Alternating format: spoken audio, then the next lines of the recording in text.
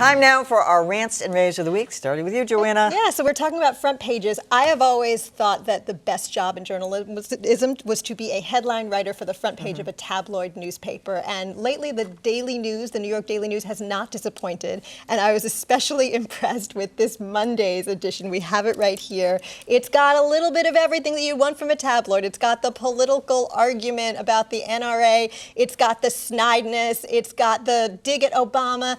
And it's got this meta commentary about what the media has become, because it's got the puppies and the kittens and the cute animals. I loved it. Run with the medium. I'm proud of the Daily News for doing it.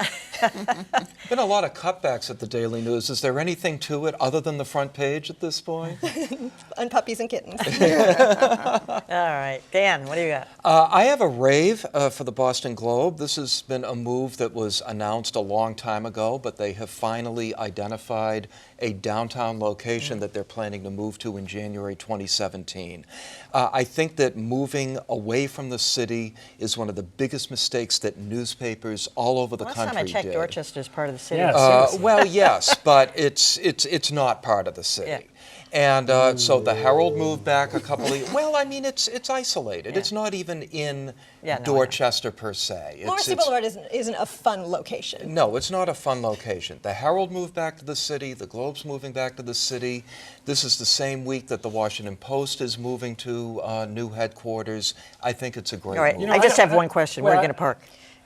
To be determined. And I just got to jump in. We already gave Dan some flack about this, but the Herald used to be a stone's throw away from where they are now. And the Globe, Dorchester, I think you're going to get some angry emails. Yeah. Dorchester is very much the city. What both these papers are doing is moving into, I don't want to put you on the hot seat here, they're moving into swanky new downtown digs where they're close to power brokers and power players. Yeah. You can make a case that there's a risk of getting less populous because they were around more ordinary people. We've always talked to a lot of people on Carson Beach. The Globe is the Globe is next to a highway.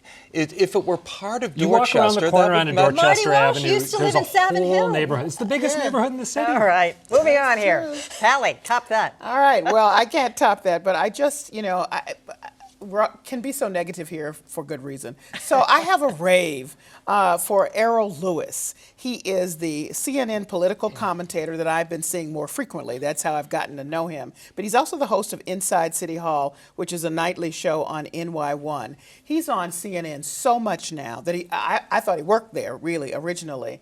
He is just so good. They will throw anything at him that I believe some of those questions are unreasonable.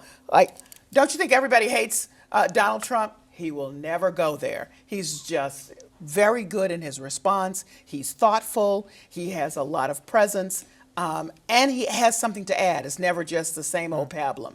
So if people have not watched his commentary on CNN, mostly in the mornings, I suggest that you do because I think that he's great. I didn't know that he has a law degree and he was a columnist before and one that was acknowledged for his great writing and thoughtfulness prior to this. So, Adam. I want to rave for a story that NPR ran today by Layla Fadel, who I believe is a Northeastern alum, right, Dan? Yes, she is. She got her master's at Northeastern. You teach at Northeastern. Worth reminding all our viewers. She ran this riveting story about going in search of the first doctor in Egypt to be convicted of genital mutilation.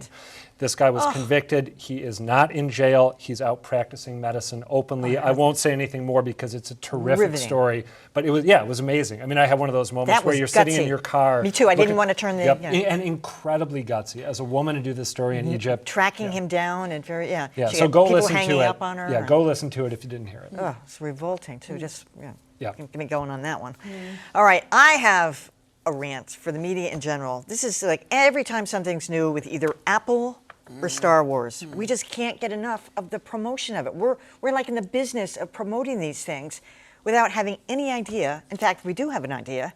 The last couple of Star Wars movies have been terrible. They're awful. But that doesn't stop us because it's this phenomenon. And what is this craziness about George Lucas?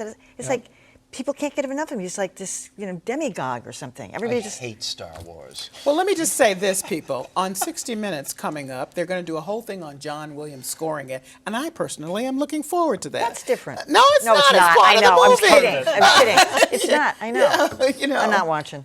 Okay. The music's got to be better than the Star Wars probably movies. I think the story's going to be pretty Dan, you daggone didn't good. even like the original ones? I like the original All right. one. Okay, so there were. Yeah. Yeah. I saw one I said the sequel last and few. thought it was Empire awful. Strikes Back. That's last the good one. few. The only. All right, that is it for our show. Tell us what you think. Email us, tweet us, or leave a comment. We're always on at beatthepress.org.